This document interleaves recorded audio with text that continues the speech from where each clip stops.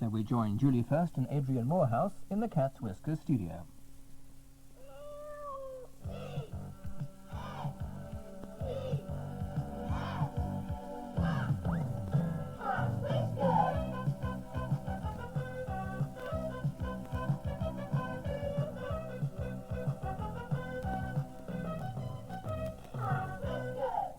Hello, and welcome to a new series of Cat's Whiskers. It's great to be back. Tonight you can hear the first episode of our new serial, The House of Arden, in which two children travel back in time to look for hidden treasure. Another traveller in Cat's Whiskers tonight is explorer Dr. Pete Rowan, who joins us to answer your questions about his adventures. And our birthday guest is a well-known weatherman.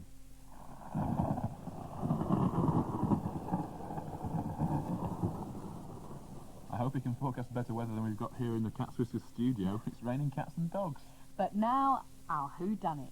Have pens and papers ready to see if you can help Kitty Purrwell and Dick Dogsbody solve their latest mystery, the case of the kidnapped cupcake.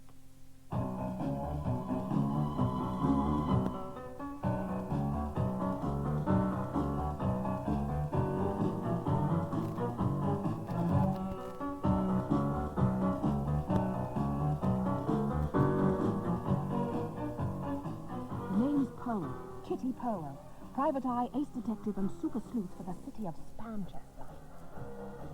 Kidnapping leaves a nasty taste in my mouth. And so does a garlic-flavoured gobstopper, but that's another story altogether. And just as dastardly as kidnapping is the crime of dog-napping. When a dog's disappeared, when a mutt's gone missing, when a pooch has been purloined, then it's time to call for Purrwell and Dogsbody.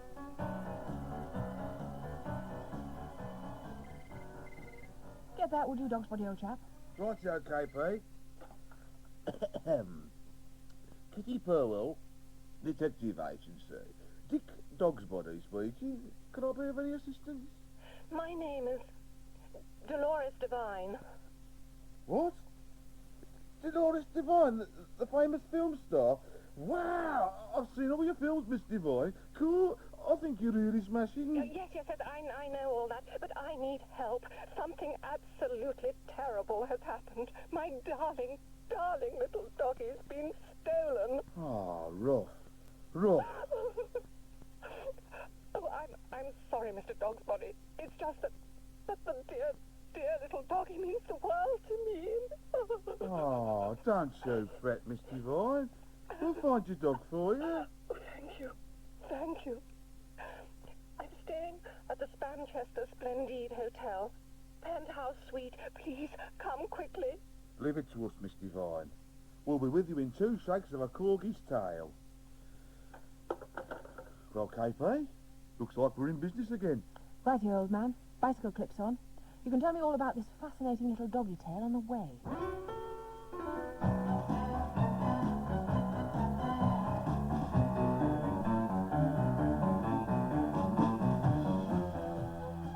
Here we are, the penthouse suite. Phew, I'm really excited, KP. I never met a famous film star before. Ah, Miss Purrwell, Mr. Dogsbody, how kind of you to come. Entree. Sit yourselves down. That's the way.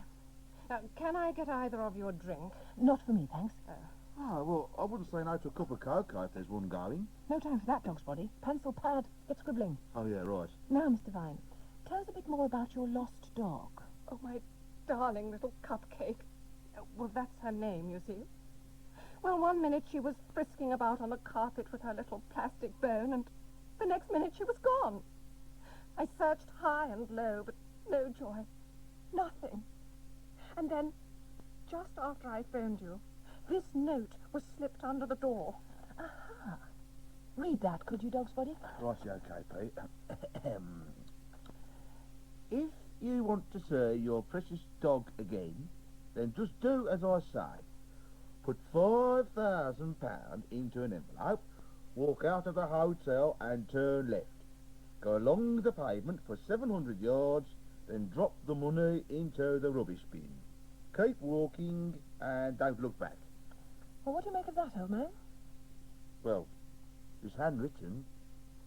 Not much else I can tell you, KP. Pass it here. Ah, what's this? What is it, KP? My nose is a highly trained and sensitive organ able to recognise and differentiate 427 common smells. And if I'm not very much mistaken, I detect a minute smell of linseed oil emanating from this note. Oh. Mr. Vine, who else has access to these rooms? There's Orson Ryder, my manager, Orson Ryder? and Claude Frocks, my costume designer. Claude Frocks? Not forgetting Hazel Twig, my Keep Fit consultant. Hazel Twig? But I think you'll find they're all out at present. Excellent. That gives us a chance to search their rooms for clues. We'll find your lost dog, Mr. Vine. All we need is a lead.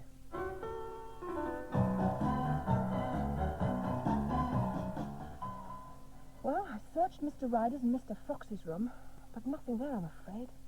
How about you, old man? I went through Miss Twig's room, but I couldn't find a thing. Nothing. Not a sausage. Well, actually, there were some sausages in the fridge, but you know what I mean. Gee, I'm sorry. I didn't know. Oh, you must be Orson Ryder. I'm Kitty Purrwell. I'm investigating Mr. Vine's missing dog. Oh, yeah, cupcake. All right, well, I'd better tell you straight. I couldn't stand that moth-eating mutt anyway. Well, why exactly was that, Mr. Ryder? Oh, the dog was an animal. Last week, Dolores makes me take the brute out for a walk. There we were, going peacefully along the sidewalk when the darn dog spots a cat.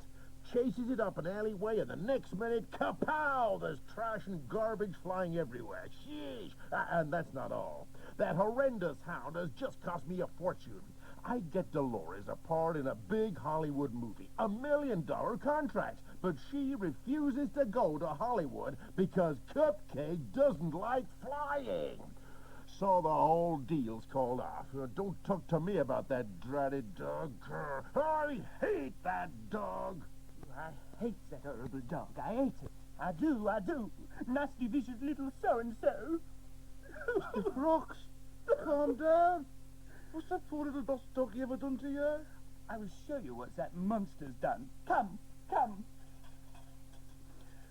This dress that I made for Mr. Van was to be my masterpiece. Look.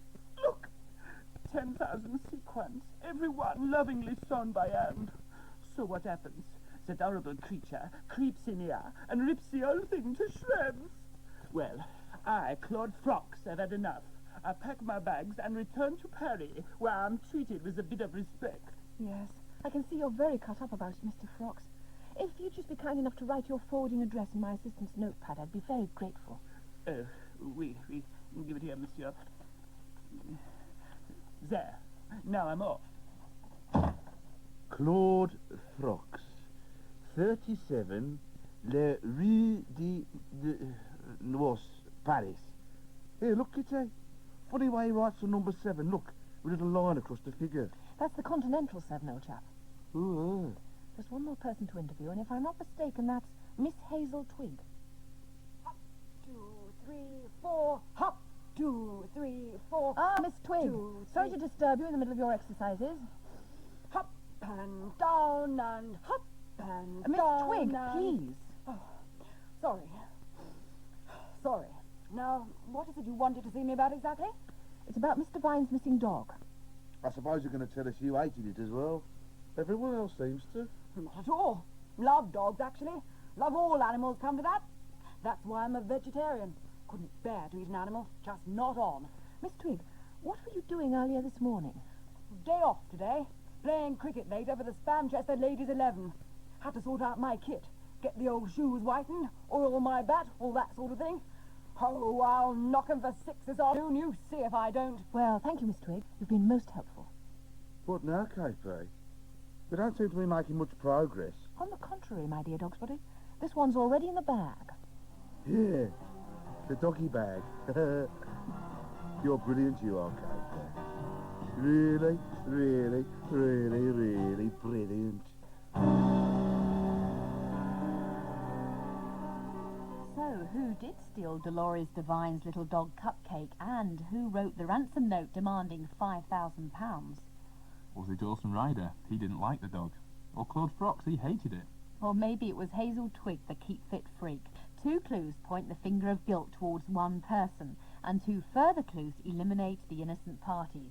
Let us know your solution as soon as possible, and there'll be fingerprinting sets for the 2 lucky winners. Those of you in our Cats Whiskers Club should have received the latest magazine. Inside, apart from the wonderful pictures of myself and Julie, there's also a photograph of Kitty Purrwell and Dick Dogsbody, just in case you were wondering what they look like. There's a story in which you have to crack a secret code, and all sorts of information about Cats Whiskers. So if you haven't joined the club yet, write in to us for details. And now, over to the Weather Centre.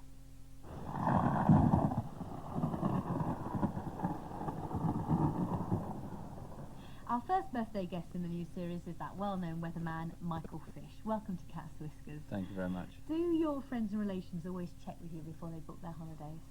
Well, some do and some don't.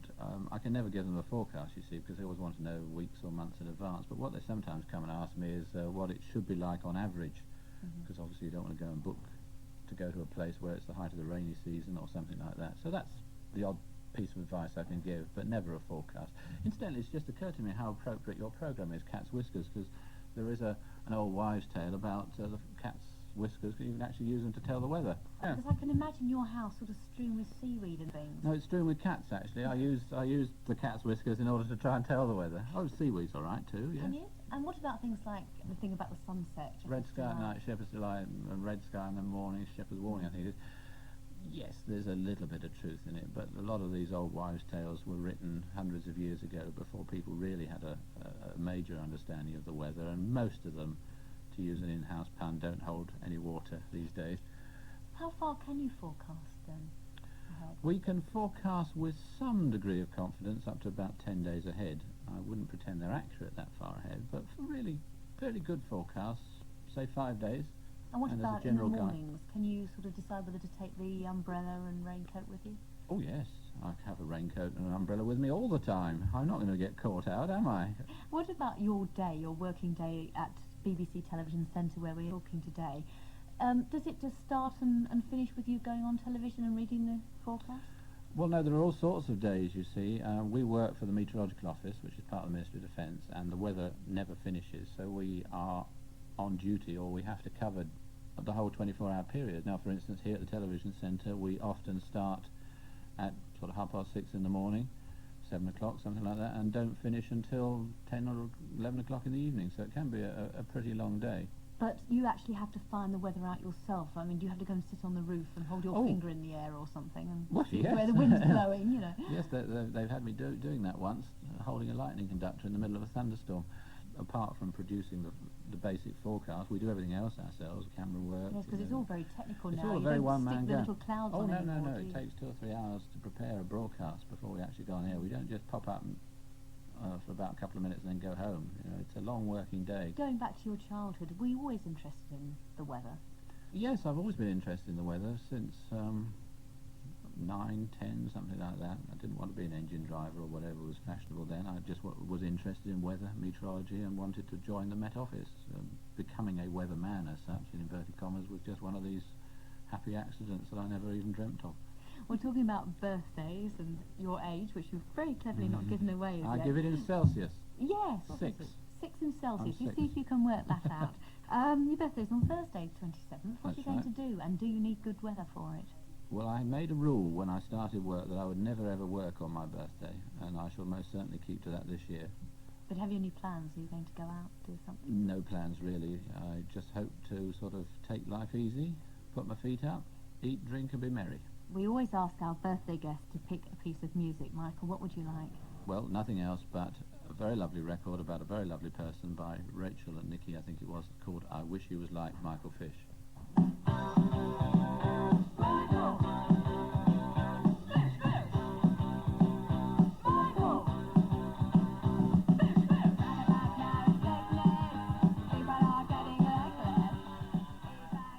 Club members who share their birthdays with Michael Fish are Paul Mitchell Gears, Christopher Getliff, Alan Ireland and Robert Allen. Gethin Ewan, Gary Bickerton, Hannah Foster and James Boning. Also Sam and Dan Burke, Lucy Parker and Matthew Monroe. Happy birthday to Sorrel Roundtree, Astrid Kilburn, Benjamin Ross and Tom Dennis. Also Kerry Westgarth, Matthew Harrison, John Miller and Daisy Clear. And it's happy birthday to Chloe Hennigan, Anthea Carter, John Kay and Harriet Cobley. Happy birthday club members Ian Lunn, Adam Wilkins, Aaron Turpin and Catherine Geimer. Edward Oliver, Andrew Sharple, Sarah Lopez and Elizabeth Hanlon. Julo Seneschal, Victoria Briggs, Alan West Timothy Manners and Tom Beat. And lastly, Rowan Norton, Sophie Dunn, Philip Sweeting, Amy Sanger, Julia Taylor and Christina Lockwood.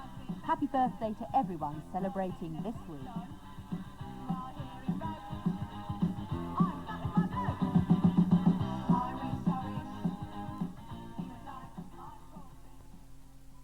Thanks for all the brain teasers you sent me in during the Easter break. We're still going to try and catch you out, Adrian. Have I still got 5 seconds, or can I have 10 this Nope, time? you've only got 5.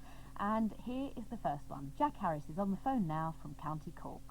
Hello, Adrian. Here I've got a brain teaser for you. 3 men were rowing across the English Channel when their boat sprung a leak and sunk. All 3 men fell into the water, but only 2 got their hair wet. How could this be? So you got the hair wet? Well, I guess one of them was bald. That's the only answer I can give. Well done, Adrian. Thank you. OK, so Adrian got that one right, but well done and thank you anyway, Jack. And we'll send you a Cat's Whiskers pen. Now, if you've got a brain teaser for Adrian, send it to me at Cat's Whiskers. Well, we've got Dr. Pete back in the Cat's Whiskers studio for a phone-in this week. Yes, Adrian, we've had loads of letters to me at Cat's Whiskers, and we've got our first caller on the line now. Tim Barry from Leighton Buzzard. Hello, Tim. You've got a question about jiggers, I think. What do you want to know? What happens if a jigger bites? You probably know what a jigger is, but there'll be a few people who don't. A jigger is a flea, so it's a wingless, blood-sucking insect. An unjigger is about 1 millimetre long, but the female jigger, if she bites, and they usually bite you between the toes, can burrow in and get up to about the size of a pea and cause a very nasty infection, and I think people have died because the infection, if it gets into the blood, can kill. It's one of the reasons people say you should never go barefoot in the tropics, and there are other reasons as well. Worms can get into you that way. If you're unlucky enough to get one under your toenail, apparently if you varnish between the toenail and your foot, you'll suffocate it. But there aren't any jiggers, as far as I know, in the UK. The largest UK flea, if you want to tell your friends this at school tomorrow, is the mole flea, which is 6 millimetres long. Okay. Thanks very much, Tim. And nail varnish, remember, nail varnish is also useful for ticks and mites and any of these things if you want to suffocate them if they're attacking you or biting you. Tom Brown, who's phoning Cat's Whiskers from Twickenham. Hello, Tom. Hello. What's your question, Tom? Can an elephant catch a cold? Tom, I would think it could. I've never had a patient who was an elephant, but I'm sure colds are caused by viruses, and I'm sure if these germs get on of an elephant, it would give it a cold. I imagine, though, that when it sneezes, it'd be one of the most enormous sneezes in the world. I mean, when you sneeze, the air comes out at the speed of a hurricane. I've never measured it in an elephant, but it must be really something worth seeing. On the phone to Cat's Whiskers is Catherine Slowey from Birmingham. Hello, Catherine. Hello. What's your question? How many people get eaten by crocodiles a year? About 2,000. You might like to know that lions, tigers and leopards together eat about 1,000 people. Most of those are eaten by tigers, then leopards, then the lions eat about 40 a year. But crocodiles, 2,000 people. The Nile crocodile, it eats people when they do their washing in the Nile. The ladies tend to stand bashing the washing on the rocks, and they point their bottoms out towards the river so they can do this. And the crocodile often will drift up and bite them. So if you're ever washing in the Nile, don't point your bottom at the river. You might like to know as well that if you actually go up to a crocodile, you can really, it's fairly easy if you're strong to hold the jaw shut. So if the mouth's shut, you can hold it shut. One in Botswana that was shot, when they opened it up, found inside it a zebra, a donkey, 2 goats and a woman who'd been missing for 17 days. But I don't think people should really shoot animals, do you? No. No. Kate Robson from Shabbington, Aylesbury. Hello, Kate. What would you do if you got lost in the bush? Once I was lost on some moorland. I think the thing to do is you walk downhill until you find a stream, and then you follow the stream downhill, and you can obviously tell which way that is, and you just keep going, and eventually you will come to perhaps a house or a road or somewhere where you can get some help. But I hope you never are lost in the bush. Okay. Always go well prepared for things like that, because usually someone will come and look for you, and as long as you don't panic and you've got things with you, you've got the right sort of clothing, or you've got enough water and food, as long as you've got something to survive, then you'll usually be all right. Well, thanks for all the letters to me at Cat's Whiskers, and I hope they've answered some of your questions. If we didn't get through to you on the phone, maybe we'll do it another time, but thanks a lot. Well, thank you, Dr. Pete, for that. I hear you've been out in the Seychelles the last couple of weeks. How's that been going? Well, I've been treasure hunting out there, Adrian. It's a great place. There used to be pirates there, and I'm sure there's some buried treasure out there somewhere, and I've been looking for it. Well, I hope you find it. We'd like you to come back in a couple of weeks and tell us about it if you could. OK, I'll tell you something about the pirates' treasure map as well. Great, we'll look forward to that. There's hidden treasure in our new serial, The House of Arden. Penelope Keith starts off the story as the author, Edith Nesbit, in episode 1, Arden's New Lord.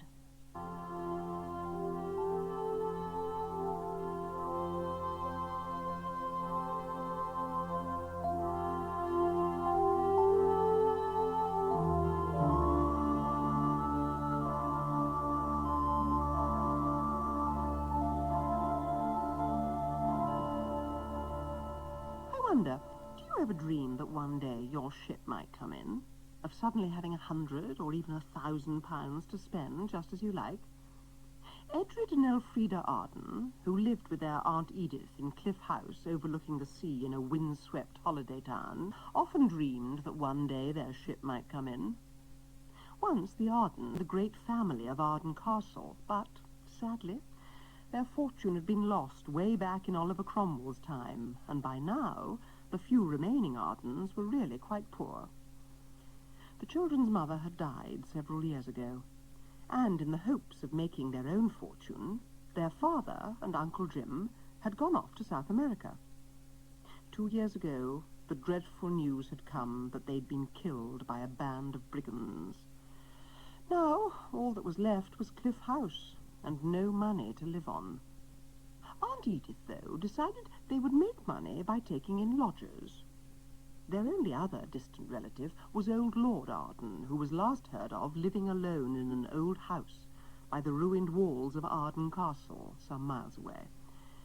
And so it is that on this particular morning, Miss Edith Arden is busy in the kitchen of Cliff House, and hoping, for Edred and Elfrida's sake as well as her own, that one day their ship might come in.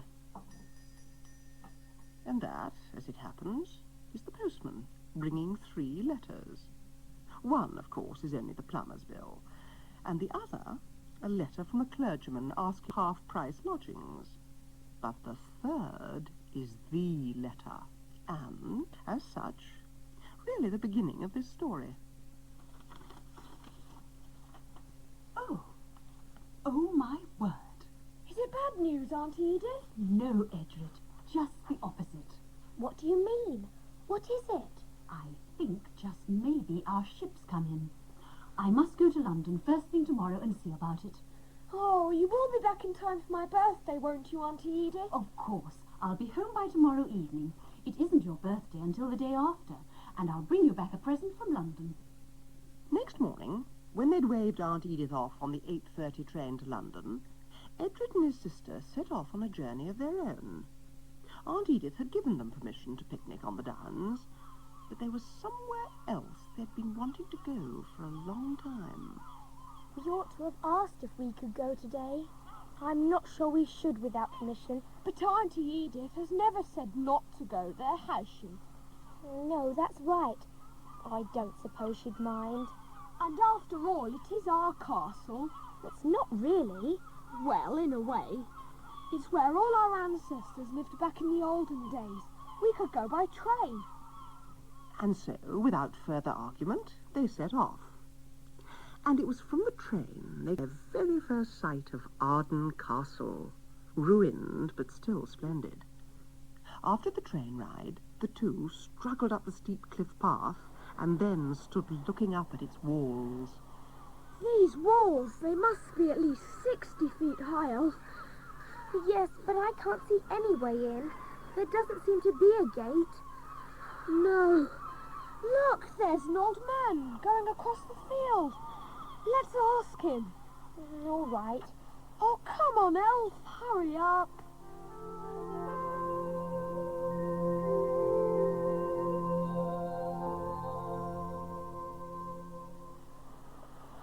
Now then, what is it you be wanting?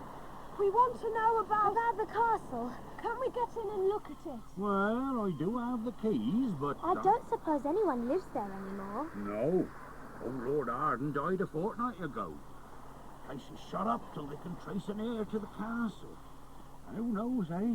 The new lord might have a chance of finding the treasure. Treasure? Well, according to the saying, there's jewels and silver hidden away in olden times. You've not heard the saying? No. When Arden's lord is not yet 10 and may not see his 9 again. That's like you, Edred. You're not yet 10. It's not my 10th birthday till You want to tomorrow. hear this saying or not? Sorry.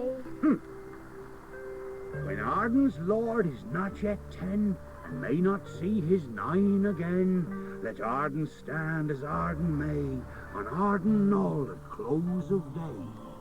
If he have skill to say the spell, he'll find the treasure and all be well. That there's Arden Knoll, you see. That mound up there. But what's the spell? Ah, now, that nobody knows. They do say it be hidden in some book in the house up yonder. T'ain't no good, though, because there's never been a Lord Arden who's not yet 10. I suppose you've got to be Lord Arden to find the treasure. I mean, I don't suppose it'd do to be just plain Jack or John. Or Edred, because my name's Edred. What? Yes, it is. Here, let's have a good look at you. Aye, that's the Arden nose, all right. Auntie Edith did say the old Lord Arden was a sort of distant relative of ours. Was he now? Well, the old Lord not having any children, I suppose that'd make your father heir to the title. Our father's dead. Oh, I'm sorry to hear that. But that means you could be the new Lord Arden. Me? But I can't be. But Edred, it is possible. Well, if I am, I'll say the spell and we can find the treasure. You'll have to be quick about it.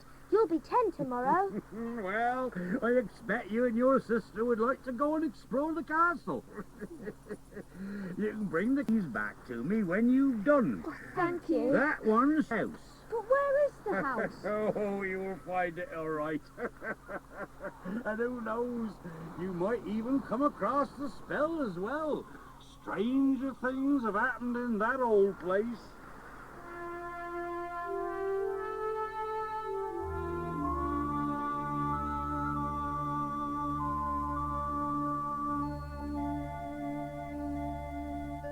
And so, Edred and Elfrida made their way up to the great grey walls of the castle.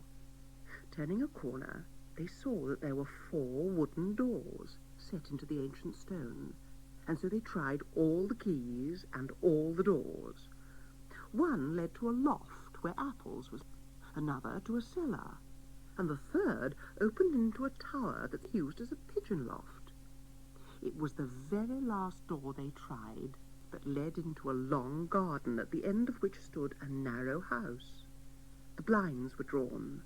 The garden felt chill and quiet and smelt of dead, dry leaves. And it was very slowly, and with a feeling of being on tiptoe and holding their breaths, that the two went towards the darkened windows that looked, the closer they got, like eyes firmly closed over some dark secret.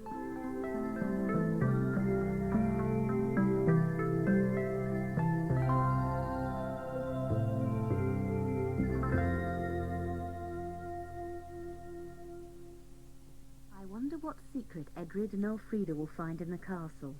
You're here next week. Next weekend sees the start of National Pet Week. So there'll be a few animals running around the studio, including a hamster at large. And there's a great competition which gives you a chance to tell us about your special pets. I hope you'll join us next week. Goodbye. Goodbye. Cat's Whiskers was presented by Julie First and Adrian Moorhouse. The address is Cat's Whiskers, BBC, P.O. Box 40, Manchester M60 1FR. Those taking part in the programme were Elizabeth Estensen, Timothy Spall, Judy Parkin, Peter Wheeler, Nigel Carrington, Leslie KAUFMAN, Henry Power, Kelly Bright, Marcia King and Michael Graham Cox. The researcher was Liz Roberts, and the programme was produced in Manchester by Mary KALEMKERIAN.